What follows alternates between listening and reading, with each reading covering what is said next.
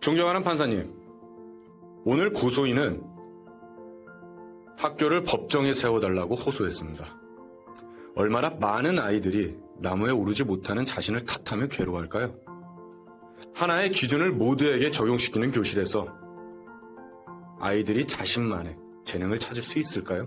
학교에게 묻겠습니다. 이런 시스템을 옳다고 생각하십니까?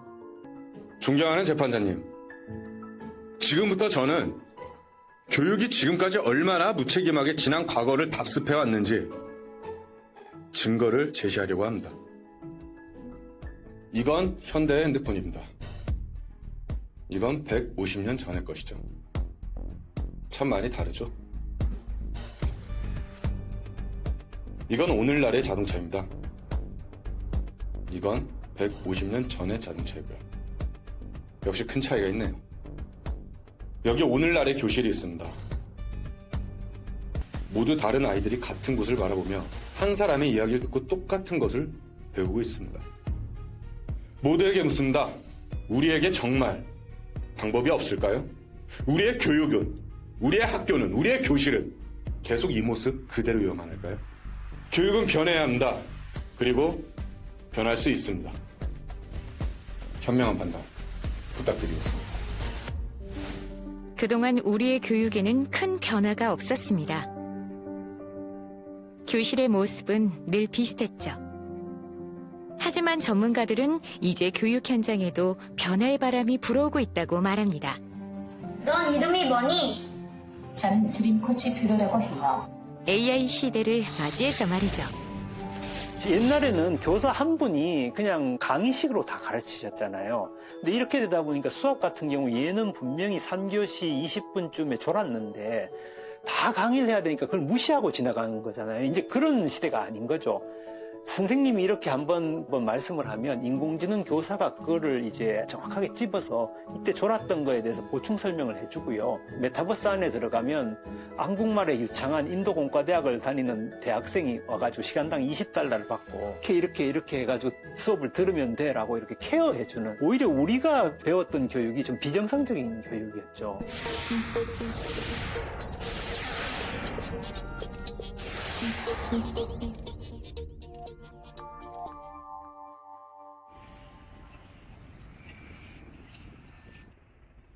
사람이 살아가는 데 필요한 지식이나 기술 등을 가르치고 배우는 활동. 교육의 사전적 정의입니다. 그동안 우리는 교육을 학교에 맡겨왔습니다. 시대가 변하는 동안에도 교육은 늘 그 자리에 있었죠. 학생은 학교에 간다. 그것이 지금까지의 교육이었습니다. 그런데 지금껏 한자리에 머물러 있던 교육이 학교 밖으로 나오기 시작했습니다. 새로운 세대를 만나면서 말이죠.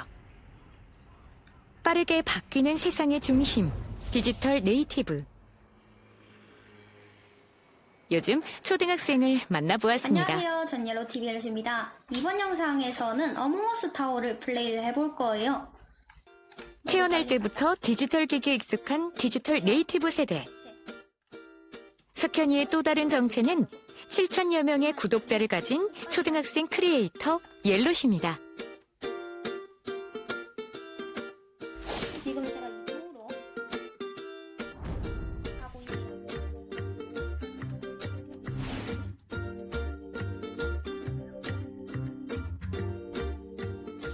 메타버스란 가공, 추상을 의미하는 메타와 현실 세계를 의미하는 유니버스의 합성어입니다. MZ세대와 알파세대가 열광 중인 인터넷의 뒤를 잇는 차세대 플랫폼 메타버스. 얼핏 보면 그냥 게임 같죠? 비대면 시대가 되고 방역과 일상을 이제 공존해야 되는 그런 시대가 되면서 현실에서 잘 만나지 못하잖아요. 그래서 가상에서 소통하고 교류하면서 서로의 인간적인 온기를 느끼고 공감을 할 수 있는 이런 세계가 메타버스이고요. 앞으로는 많은 교육과 직장 업무와 그리고 그 시장과 그리고 의료 같은 것들이 메타버스 안으로 들어갈 것이다, 이렇게 예측하고 있습니다. 지금 이 게임이 제가 만든 거예요. 어몽어스 스타일로 타워를 만들었고 위에까지 올라가면 저기 구름으로 올라가는데 거기서 이제 보상을 받을 수 있어요. 유튜브도 있고 로블록스에서 공식으로 알려주는 사이트가 있어서 거기서 공부를 많이 했어요. 영어일 텐데? 번역기 돌리면 다 나오니까.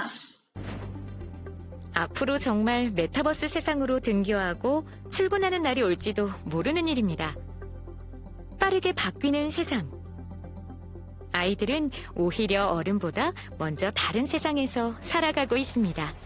이번에는 AI에게 배우는 게 아닌 AI를 배우고 있는 학생을 만나보려고 합니다. 안녕하세요. 아, 네, 여기가 제 사육방인데 여기서 지금 키우고 있습니다. 아니, 인공지능을 찾아왔는데 웬 도마뱀? 너희 혹시 인공 도마뱀이니? 승원군은 도마뱀을 키워 분양하는 브리더입니다. 마지막 산란이 도마뱀 시장은 동호회 커뮤니티 회원 수가 10만여 명이 넘을 정도로 크게 형성되어 있습니다.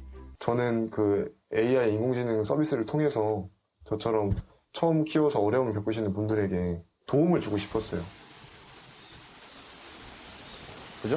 그래서 음성을 다루는 인공지능 기술들, 그다음에 문자를 다루는 인공지능 기술들, 그다음에 이미지를 인식하는 인공지능들이 온라인으로 상당 부분 넘어왔습니다. 도마뱀의 모프를 분석하는 AI 플랫폼. 사실은 교수님이 먼저 제안하셨다면서요?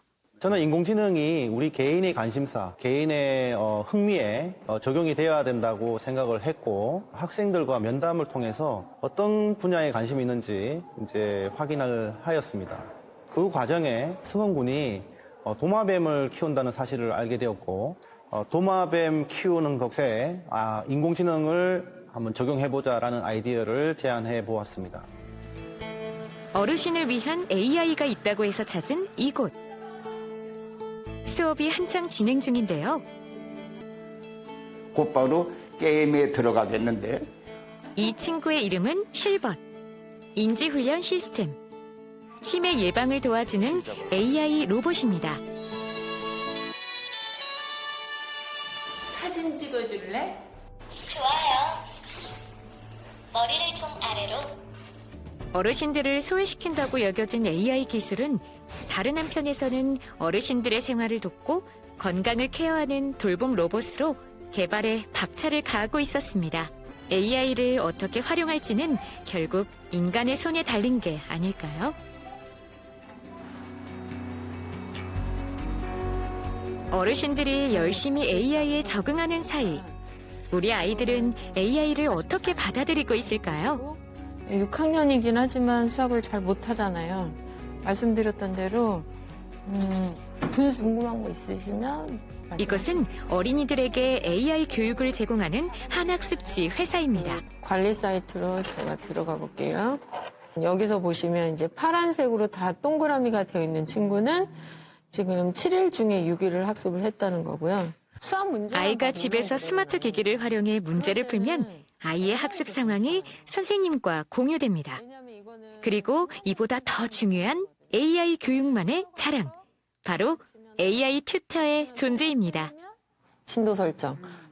지금 AI 튜터 같은 경우에는 교사가 하던 업무의 한 7, 80% 정도는 AI가 대신 해준다고 보시면 될 것 같아요.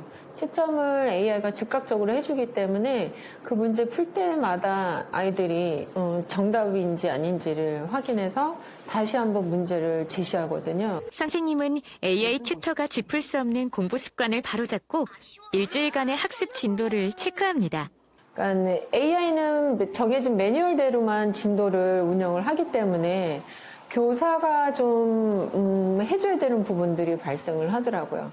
그래서 학습이 매끄럽게 진행이 되지 않을 때는 직접 전화를 통해서 유선 상담을 통해서 하고, 그리고 또 잘한 부분에 대한 무한 칭찬, 중간중간에 잘했어요, 뭐 칭찬도 해주고 훌륭해 이런 말 하니까 아이가 처음에 그런 거에 되게 재밌어 하더라고요. 그리고 중간중간에 왜 하트도 나오고 별도 모으고 하는 것들이 저는 그게 얼마나 아이가 재밌어 할까 그랬는데 그 재미로 그게 동기부여가 되는지 뭔가 자기가 했다는 거에 대한 뿌듯함? 숫자가 완전히 없어지진 않겠죠. 지금 저 알렉스가 이제 그 확률과 추론을 이제 가장 많이 가르치는 인공지능 교사고요. 그리고 중국의 스코럴 AI가 이제 미적분 응용을 가장 잘 가르치는 인공지능 교사인데 이 두 인공지능이 그 가르치는 걸 보고 있으면 구체적인 설명과 평가는 인공지능이 하지만 역시 그 인공지능의 교육을 관리하고 설계하고 감독하는 거는 인간 교사가 하거든요. 그런 형식의 협업으로 이렇게 교육이 이루어질 거라고 생각합니다. 인간을 돕는 AI 교육. 교육의 변화는 벌써 시작되었습니다. 미래가 아닌 바로 오늘의 이야기입니다. 그런데 한 가지 의문이 고개를 듭니다. 100년이 넘는 시간 동안 그대로였던 교육 모습. 변하지 않았던 데는 이유가 있지 않았을까? 우리는 이런 변화를 그저 받아들여도 괜찮은 걸까요?